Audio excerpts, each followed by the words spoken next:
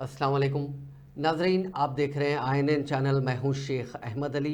इस news bulletin में आइए नज़र डालते हैं दिन भर की बड़ी खबरों पर। सुप्रीम कोर्ट ने पीर को उत्तर प्रदेश की योगी हुकूमत को बड़ा झटका दिया है। अदालत ने कांवड़ रूट पर दुकानदारों को अपनी दुकानों पर नेम प्लेट लगाने के हुक्म पर रोक लगा दी है। अदालत ने कहा कि खाने पीने की दुकानों पर सिर्फ खाने पीने की अशिया की अक़साम लिखी जाएं, दुकानदार का नाम लिखना ज़रूरी नहीं है। समाअत के दौरान दरख्वास्त गुजारों के वकील ने नेम प्लेट लगाने के हुक्म का हवाला देते हुए कहा कि पहले 2 रियासतों ने ऐसा किया, अब मजीद 2 रियासतें ऐसा फैसला करने जा रही हैं। बल्दिया के बजाय पुलिस कार्रवाई कर रही है। अक़लियतों और दलितों को अलग थलग किया जा रहा है। वकील ने सबसे पहले मुजफ्फरनगर पुलिस का हुक्म पढ़ा, जिस पर जस्टिस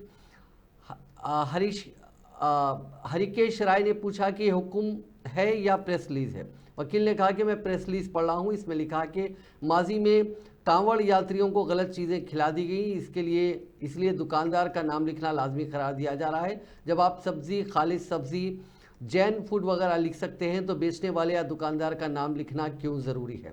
इस पर जज ने कहा कि इसमें तो रज़ाकाराना लिखा है। इस पर दूसरी दरख्वास्त गुजार महवा मित्रा के वकील अभिषेक मनु सिंघवी ने कहा कि ये रज़ाकाराना नहीं है बल्कि लाजमी है।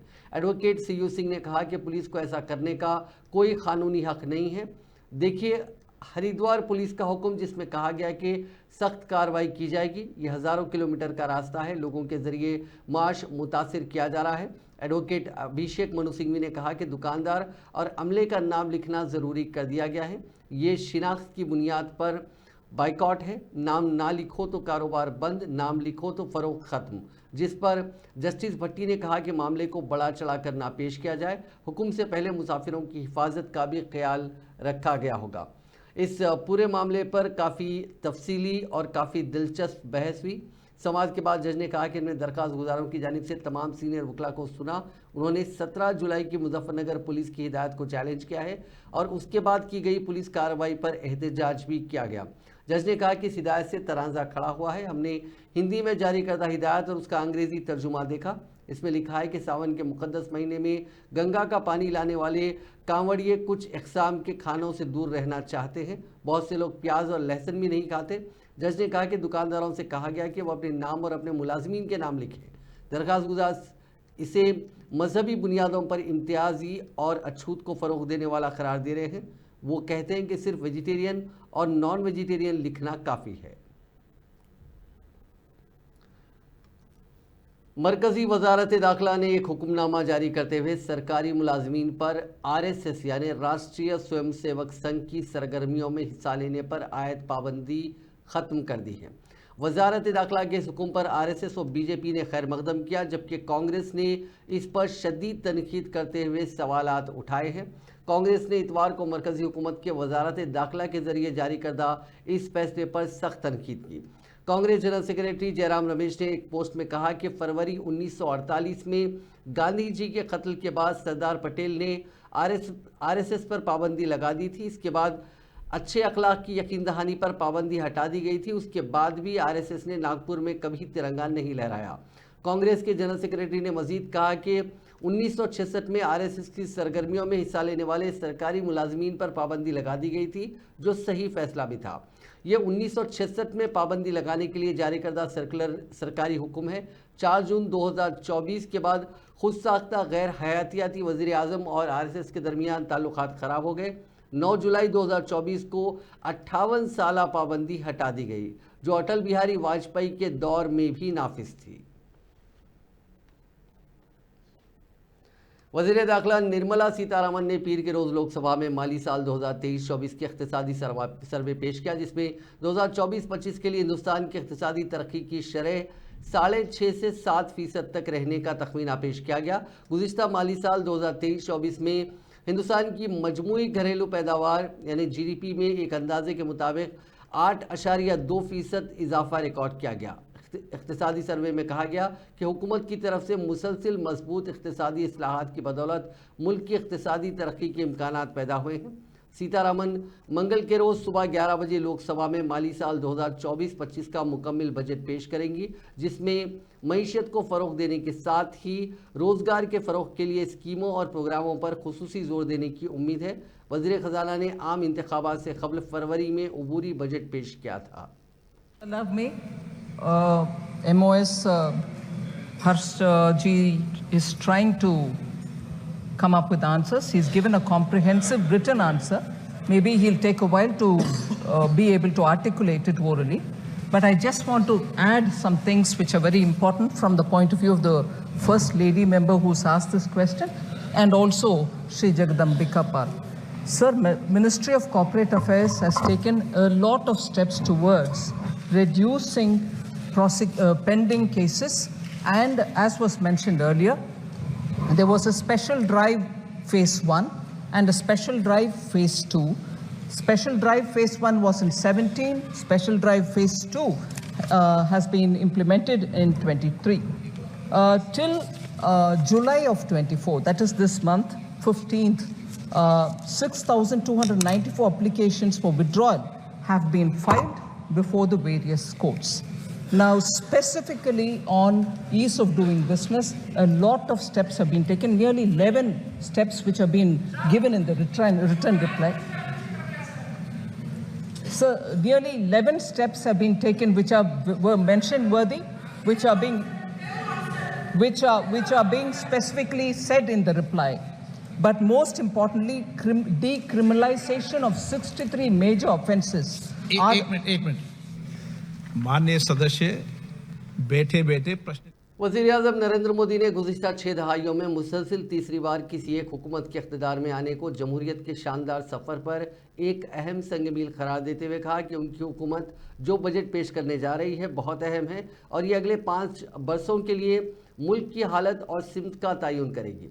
पीर को पार्लियामेंट के मानसून इजलास के आगाज़ से कबल पार्लियामेंट हाउस में सहाफ़ियों से खिताब करते हुए मोदी ने कहा कि बजट अमृतकाल का एक अहम बजट है। हमें 5 साल का मौका मिला है। आज का बजट इन 5 बरसों के लिए हमारे काम की सिमत भी तय करेगा और जब 2047 में आज़ादी के 100 साल मुकम्मिल होंगे तब तरक्की याफ्ता हिंदुस्तान का जो ख्वाब है उसकी तकमील की मजबूत बुनियाद वाला बजट मुल्क के सामने आएगा।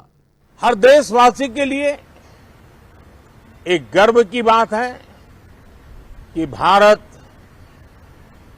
बड़ी इकोनॉमी वाले देशों में सबसे तेज गति से आगे बढ़ने वाला देश है। गत 3 वर्षों में लगातार 8% ग्रोथ के साथ 8% ग्रोथ के साथ हम आगे बढ़ रहे हैं, हम ग्रो कर रहे हैं। आज भारत में पॉजिटिव आउटलुक, इन्वेस्टमेंट और परफॉर्मेंस एक प्रकार से अपॉर्चुनिटीज की पीक पर है। ये अपने आप में भारत की विकास यात्रा का एक अहम पड़ाव है। साथियों, मैं देश के सभी सांसदों से, किसी भी दल के क्यों न हो, मैं आज आग्रहपूर्वक कहना चाहता हूं कि हम गत जनवरी से लेकर के हम लोगों के पास जितना सामर्थ्य था उस सामर्थ्य को लेकर के जितनी लड़ाई लड़नी थी लड़ ली। जनता को जो बात बतानी थी बता दी। किसी ने राह दिखाने का प्रयास किया, किसी ने गुमराह करने का प्रयास किया, लेकिन अब वो दौर समाप्त हुआ। ये अत्यंत गर्व का विषय है कि करीब 60 साल के बाद कोई सरकार तीसरी बार वापस आए और तीसरी पारी का पहला बजट रखने का सौभाग्य प्राप्त हो। ये भारत के लोकतंत्र की गौरव यात्रा की अत्यंत गरिमापूर्ण घटना के रूप में देश इसे देख।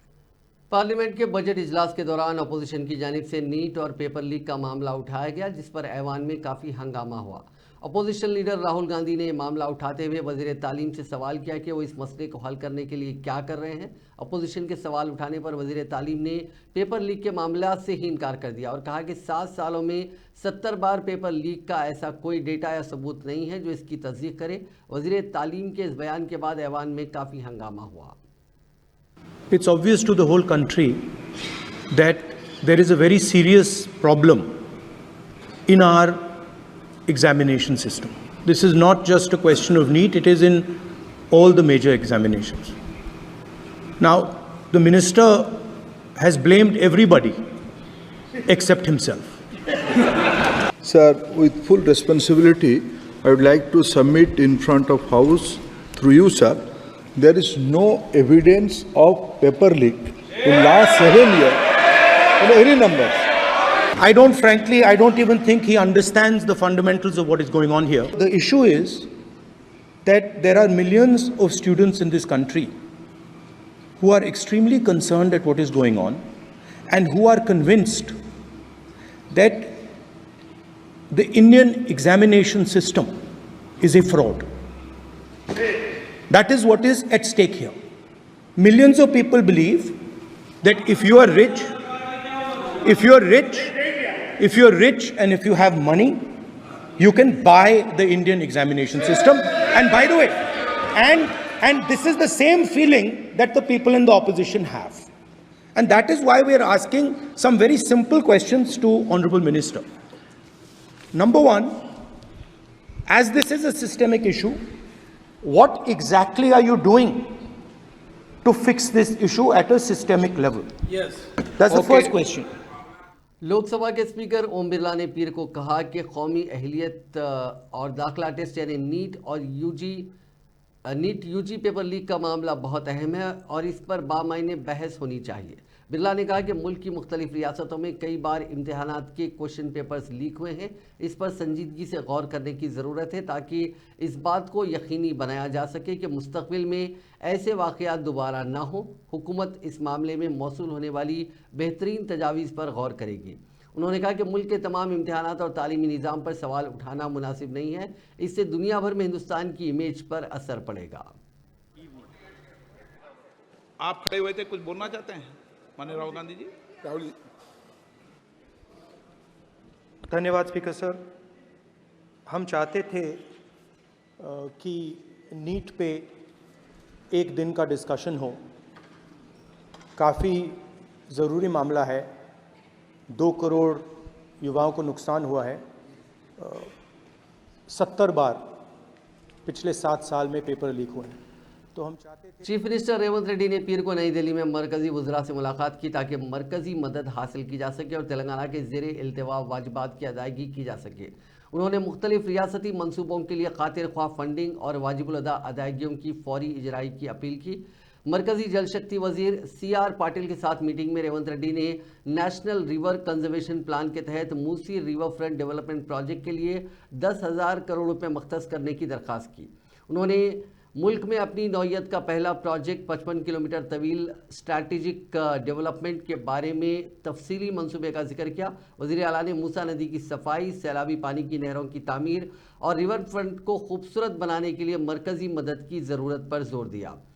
उन्होंने उस्मान सागर और हिमायत सागर को गोदावरी के पानी से भरने के लिए आबी ज़खायर के लिए 6,000 करोड़ रुपए मांगे, जिससे दरियाए मूसी को जिंदा करने और हैदराबाद को पीने का पानी फराहम करने में मदद मिलेगी। वज़ीर आला ने मरकज़ी वज़ीर पाटिल से अपील की कि वो जल जीवन मिशन के तहत 16,100 करोड़ रुपए जारी करें ताकि PMAY शहरी और दही इलाकों के तहत 7,85,000 मकानात और नए तामीरात को नल के पानी के कनेक्शन फराहम किए जा सके। उन्होंने रोशनी डाली कि 2019 में 77.60% घरानों के पास नल का पानी था, लेकिन हालिया सर्वे ने पीने के साफ पानी की फराहमी में नुमाया कमी जाहिर की है। पेट्रोलियम और कुदरती गैस के वजीर हरदीप सिंह पुरी से मुलाकात करते हुए रेवंत रेड्डी ने तेलंगाना को 500 रुपये में ऑयल मार्केटिंग कंपनियों की गैस सब्सिडी की पेशगी अदायगी की दरख्वास्त की। उन्होंने रियासत की महालक्ष्मी स्कीम की वजाहत की जो 500 रुपये में गैस सिलेंडर फराहम करती है और गरीब मुस्तफ़ीदीन पर माली बोझ कम करने के लिए सब्सिडी को पहले से अदा करने पर जोर दिया। वज़ीर आला के साथ नायब वज़ीर आला भट्टी विक्रमार्का, रियासती वज़ीर उत्तम कुमार रेड्डी और रियासत के अरकान पार्लियामेंट आर रघु रामिरेड्डी और अनिल कुमार यादव भी शामिल थे। గ్యాస్ సిలిండర్లు 500 రూపాయలకి ఇస్తా ఉన్నాం. ఆ సిలిండర్లకి సంబంధించినటువంటి మిగతా బ్యాలెన్స్ అమౌంట్ని రాష్ట్ర ప్రభుత్వం అడ్వాన్స్గా ఆయిల్ కంపెనీస్ అకౌంట్లో ముందే వేస్తామని చెప్తా ఉన్నాం. కానీ గ్యాస్ సిలిండర్ ఇచ్చేటప్పుడు నగదు మొత్తాన్ని కలెక్ట్ చేస్తూ ఉన్నారు, తర్వాత వారి అకౌంట్లో డబ్బులు వేస్తూ ఉన్నారు. అట్లా కాకుండా సిలిండర్ ఇచ్చేటప్పుడే మేము వేసిన డబ్బులను కలుపుకొని కేవలం 500 రూపాయలకి గ్యాస్ సిలిండర్ ఇచ్చేటట్టుగా మీరు ఒక వ్యవస్థను ఏర్పాటు చేయండి అని చెప్పి వారికి అడ్వాన్స్గా డబ్బులు ఇవ్వటమే కాదు, ఒక 10 కోట్ల రూపాయలు ఎప్పుడు బ్యాలెన్స్ కూడా అందులో ఉంచుతామని వారికి విజ్ఞప్తి చేయడం జరిగింది. అట్లాగే సోలార్ సంబంధించిన स्टाउल कुकिंग स्टाउल కూడా सरकारी मुलाजमीन के तबादलों से मुताल्लिक जारी जियो 317 पर तश्कील दी गई काबीनी सब कमेटी का इजलास मुनक़्क़िद हुआ। कमेटी के सदर नशीन व वज़ीर सेहत दामोदर राज नरसिम्हा ने इजलास की सदारत की। इस इजलास में कमेटी के अरकान व रियासती वज़रा श्रीधर बाबू, पूनम प्रभाकर और आला ओहदेदारों ने शिरकत की। ज़राए के मुताबिक काबीनी सब कमेटी ने आज के इजलास में 9 महकमों के मुलाजमीन के तबादलों के अमल का जायज़ा लिया। इस मौके पर दामोदर राज नरसिम्हा ने ओहदेदारों को हिदायत दी कि मुख्तलिफ महकमों के ओहदेदारों की जानिब से मुकम्मल इत्तलात कमेटी को मौसूल नहीं हुई हैं, जंगी खुतूत पर इन इत्तलात को फराहम किया जाए। काबीनी सब कमेटी ने साबिक़ा अज़ला की बुनियाद पर मुलाजमीन की सर्विसेज और तरक्कियों को देते हुए जियो 317 से हुई नाइंसाफ़ियों को दूर करने का फ़ैसला किया है। इस इजलास में मुख्तलिफ महकमों के प्रिंसिपल सेक्रेटरीज, स्पेशल सेक्रेटरीज बशमूल नवीन मित्तल, महेश कुमार, इकादत, शिखा गोयल और दीगर ने शिरकत की। रियासती वज़ीर कोमट रेड्डी वेंकट रेड्डी ने मरकज़ी वज़ारत कौमी शाहरा के सेक्रेटरी अनुराग जैन से मुलाकात की। इस मुलाकात के दौरान रियासती वज़ीर ने हैदराबाद में तामीर होने वाले आउटर रिंग रोड के तामीरी कामों में तब्दीली लाने की अनुराग जैन से दरख्वास्त की। इसी तरह नलगुंडा बाईपास रोड की तामीर के लिए स्टैंडिंग फाइनेंस कमेटी की मीटिंग मुनक़्क़िद करते हुए जल्द से जल्द टेंडर तलब करने की ख्वाहिश की। रियासत के 16 स्टेट हाईवेज़ को नेशनल हाईवेज़ में तब्दील करने से मुतालिक जल्द फैसला लेने की दरख्वास्त की। इस मौके पर अनुराग जैन ने नलगुंडा बाईपास की तामीर के लिए 1 हफ्ते के अंदर स्टैंडिंग फाइनेंस कमेटी का इजलास मुनक़्क़िद करने का तयक़ुन दिया। तेलंगाना कानून साज असम्बली का बजट इजलास मंगल से शुरू होगा। हुकूमत रवां माली साल 2024-25 का मुकम्मल बजट जुमेरात को पेश करेगी। पिछले साल दिसंबर में इक़्तिदार की बागडोर संभालने के बाद कांग्रेस हुकूमत की तरफ से पेश किया जाने वाला ये पहला मुकम्मल बजट है। हुकूमत जिसने इस साल फरवरी में 2,75,000 करोड़ रुपए के साथ अलीउल हिसाब यानी इंटरिम बजट पेश किया था, इस इजलास में मुकम्मल बजट पेश करेगी। नायब वज़ीर आला व वज़ीर फ़ाइनेंस मल्लू भट्टी विक्रमार्का बजट कानून साज असम्बली में बजट पेश करेंगे। रियासती काबीना का इजलास जुमेरात की सुबह कानून साज असम्बली के अहाते के कमेटी हॉल में होगा। हालिया इंतखाबात के दौरान अवाम से किए गए वादों पर अमल के सिलसिले में इस बजट में अहम ऐलानात किए जाने का इम्कान है। हुकूमत ने मौजूदा साल में 6 अहम ज़मानतों को नाफिज करने के लिए इंटरिम बजट में पहले ही 53,000 करोड़ रुपए मख्तस किए हैं। फिलहाल इस बात का इम्कान है कि फसल पर कर्ज़ों की माफ़ी समेत मुख्तलिफ फलाही स्कीमों के निफाज में कुछ तब्दीलियाँ हो सकती हैं।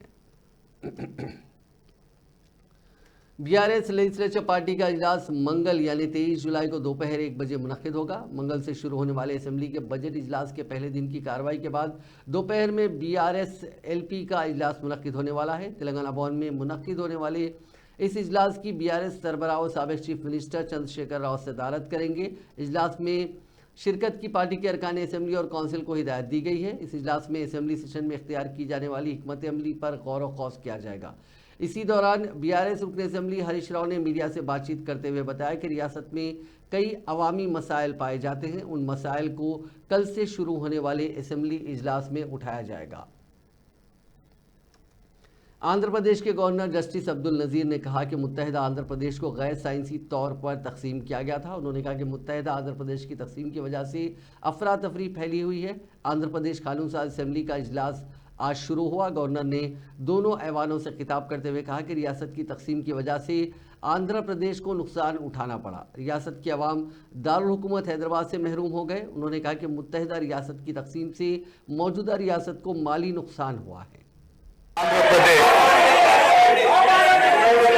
of the resources, financial loss on account of loss of Hyderabad city, disproportionate debt burden, loss of access to public institutions, loss of national institutions, Government of India PSUs and institutions of higher learning, etc.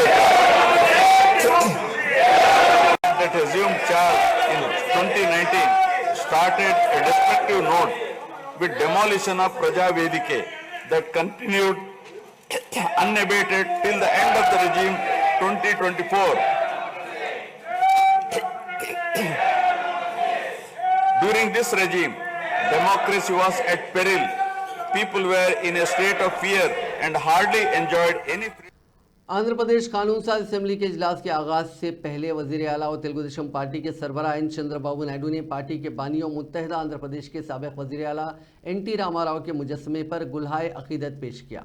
उन्होंने वेंकटापालम में एनटीआर के मुजस्समे पर खिराज पेश करते हुए तेलुगु आवाम के लिए उनकी खिदमत को याद किया। असेंबली सेशन के आगाज़ के मौके पर टीडीपी की जानिब से एन.टी. रामाराव के मुजस्समे पर गुलहाए अकीदत एक रिवायत है। हुक्मरान जमात तेलुगु देशम के वज़रा, एमएलएज और एमएलसीज ने भी एनटीआर के मुजस्समे पर गुलहाए अकीदत पेश किए।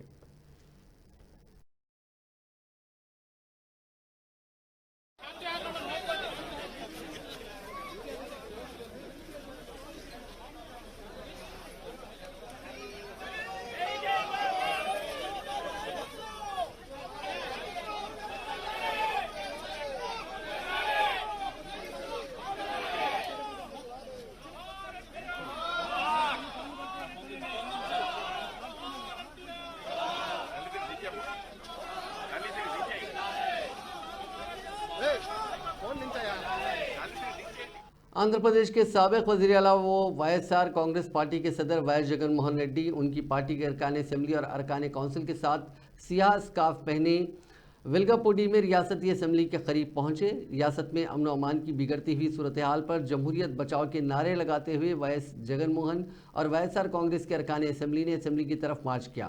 ताहम पुलिस ने उन्हें असेंबली की गेट पर रोक दिया। पुलिस ने असल अपोजिशन के अरकान असेंबली और अरकान काउंसिल से प्ले कार्ड्स और कागजात छीन कर फाड़ डाले। साबिक वज़ीर आला ने पुलिस का सामना करते हुए सवाल किया कि उन्हें ऐसा इख्तियार किसने दिया।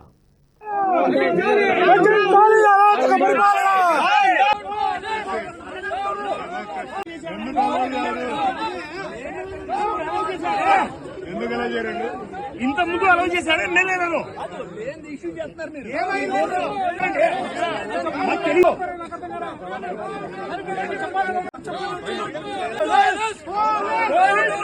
ఎమ్మెల్సీ దగ్గర నుంచి ఇలా పేపర్లు గుంజుకొని లాక్కొని మీ ఇష్టం వచ్చినట్టుగా చింపే కార్యక్రమం చేసే అధికారం ఎవరిచ్చారు? మధుసూదన్ రావు గుర్తుపెట్టుకో, ఎల్లకాలం ఇలా మాదిరిగా ఉండదు. ప్రజాస్వామ్యంలో ఉన్నాం మనం. నీ టోపీ మీద ఉన్న సింహాలకు అర్థం ఏమిటో తెలుసా? అధికారంలో ఉన్న వాళ్లకు సెల్యూట్ కొట్టడం కాదు, ప్రజాస్వామ్యాన్ని కాపాడడం కోసం మీరున్నారు. గుర్తుపెట్టుకోండి.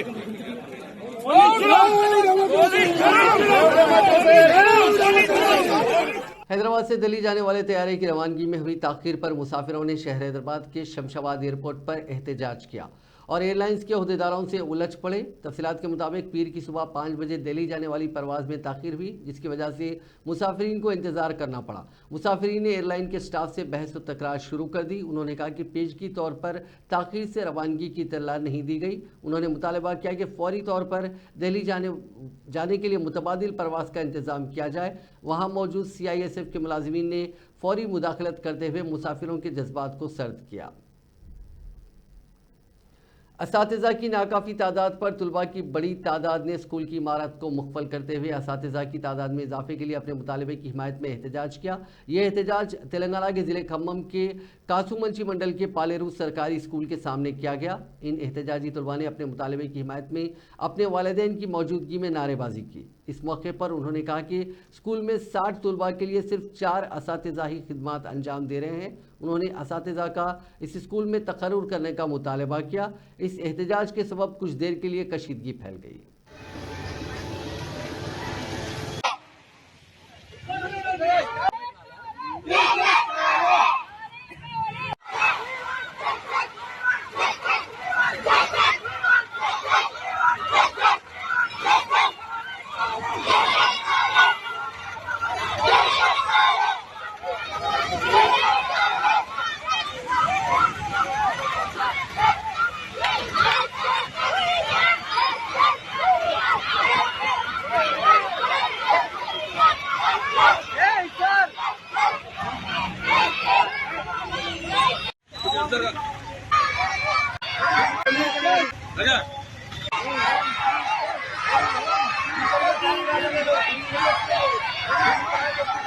महकमा मौसमियात की जानिब से रियासत में आइंदा 3 दिनों तक बारिश की पेशकयासी के इंतबाह के दरमियान चीफ सेक्रेटरी शांति कुमारी ने तमाम जिला कलेक्टर्स को चौकस रहने की हिदायत दी। चीफ सेक्रेटरी ने आज डीजीपी जितेंद्र और प्लानिंग के special chief secretary Sandeep Kumar Sultania के साथ मिलकर जिला कलेक्टर्स के साथ टेली कॉन्फ्रेंस मुनक्किद की। इस मौके पर उन्होंने कहा कि गुज़िश्ता एक हफ्ते से रियासत में जारी मुसलसिल बारिश का चीफ मिनिस्टर रेवंत रेड्डी जायजा ले रहे हैं। चीफ मिनिस्टर ने इस बात की भी हिदायत दी है कि अजला में बारिश से किसी किस्म के जानी और माली नुकसानात होने ना दें, जिसके पेश नज़र हर ज़िले में क़ब्ल वक्त ही रिलीफ कैंप कायम कर लिए जाएँ। Greater Hyderabad municipal corporation commissioner Amrapali ने जीएचएमसी के अहदेदारों के साथ टेली कॉन्फ्रेंस मुनक्किद करते हुए शहर में बारिश की सूरत हाल और जीएचएमसी से मुताल्लिक़ अमल होने वाले प्रोग्रामों से वाकिफियत हासिल की। इस मौके पर जोनल और एडिशनल कमिश्नर्स को अमरपाली ने मुख्तलिफ हिदायत और मशवरे दिए। ख़ासतौर पर शहर में मच्छरों की अफजाइश को रोकने के लिए कंपोजिया और ऑयल बॉक्स के इस्तेमाल की हिदायत दी। उन्होंने सड़कों पर बारिश से पैदा होने वाले गड़ों को बंद करने की हिदायत दी। जीएचएमसी की जानिब से गरीब अफराद के लिए शहर में 5 रुपए के खाने के कैंटीन अन्नापूर्णा में मियारी सहूलतें फराहम करने का मशवरा दिया। गुज़िश्ता 2 दिनों से हो रही बारिश के दौरान पुराने शहर के इलाके शमशीरगंज रोड पर एक बड़ा दरख्त गिर पड़ा। इस हादसे में जहां एक शख्स की जान चली गई, वहीं 4 अफराद जख्मी बताए गए हैं और मुतअद्दिद गाड़ियों को भी नुकसान पहुंचा। तफसीलात के मुताबिक आज शमशीरगंज से नसीर गार्डन जाने वाली सड़क पर अचानक एक बड़ा दरख्त गाड़ी सवारों पर गिर पड़ा, जिसके नतीजे में 5 अफराद जख्मी हो गए और तकरीबन 6 गाड़ियों को नुकसान पहुंचा, जिनमें मोटरसाइकिलें भी शामिल हैं। हादसे की इत्तला मिलते ही मकामी कायदीन वहां पहुंचे और राहत का काम शुरू किया। शहर हैदराबाद के कुकटपल्ली इलाके में बड़ा दरख्त 3 कारों पर गिर पड़ा। इस वाक़े में कारों को शदीद नुकसान पहुंचा। उन कारों में कोई भी सवार नहीं था, जिसकी वजह से इस वाक़े में किसी के ज़ख्मी होने की कोई इत्तला नहीं मिली। इस वाक़े की इत्तला के साथ ही जीएचएमसी के अमले ने वहां पहुंचकर कारों पर से दरख्त की शाखों को काट कर निकालते हुए इस रोड को ट्रैफिक के लिए बहाल किया। डबल बेडरूम मकानात के अलॉटमेंट में ताखीर पर बाज़ अफराद ने खुफल तोड़ते हुए ज़बरदस्ती तौर पर उन मकानात पर कब्जे की कोशिश की। ये वाक़या तेलंगाना के ज़िले हरमकुंडा के अम्बेडकर नगर में पेश आया। इस अचानक वाक़े से हल्की सी कशीदगी फैल गई। पेशरफ वीआरएस हुकूमत की जानिब से गरीबों को डबल बेडरूम मकानात तामीर करने की स्कीम शुरू की गई थी। इस्तेफादा कुनिंदगान का कहना है कि उन मकानात की तामीर 5 साल पहले ही मुकम्मिल हो चुकी है, लेकिन अब तक उन मकानात को उन्हें अलॉट नहीं किया गया। नारकोटिक्स ब्यूरो ने शहर हैदराबाद के जुबली हिल्स के बाज़ पब्स पर छापा मारते हुए मंशियात का इस्तेमाल करने वाले बाज़ नौजवानों को पकड़ लिया। ये नौजवान तकरीब में मंशियात का इस्तेमाल कर रहे थे, जिसकी इत्तला पर पुलिस ने यह कार्रवाई की। पुलिस ने पकड़े गए नौजवानों का मंशियात का टेस्ट करवाया, जिसमें तकरीबन 11 नौजवान मुस्बित यानी पॉजिटिव पाए गए। नारकोटिक ब्यूरो ने दुर्गम चिरवू इलाके के एक पब पर भी छापा मारा और मंशियात का इस्तेमाल करने वालों को पकड़ लिया।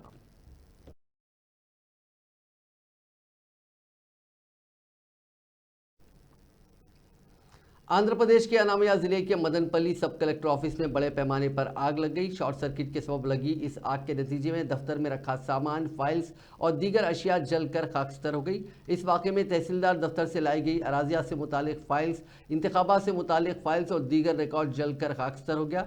कल शब लगी इस आग के नतीजे में किसी जानी नुकसान या फिर किसी के झुलसने की कोई इतला मौसूल नहीं हुई है।